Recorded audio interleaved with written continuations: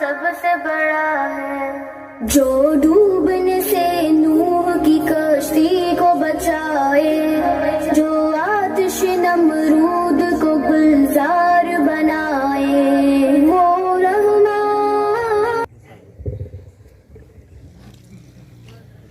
अस्सलामु अलैकुम वरहमतुल्लाहि वबरकातुहू।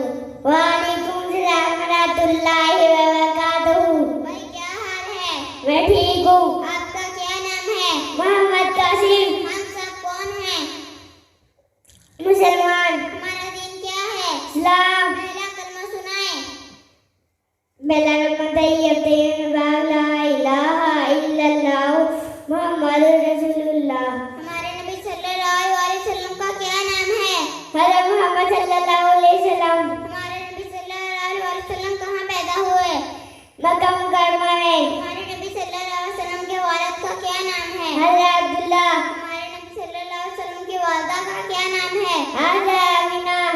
सबसे पहले नबी कौन थे? हज़रत आदम अलैहिस्सलाम। सबसे आखिरी नबी कौन थे? हज़रत मोहम्मद सल्लल्लाहु अलैहि वसल्लम। वज़ू कैसे करते हैं? पहले बिस्मिल्लाह, फिर हाथ धोने, फिर 3 दफा गले, फिर 3 दफा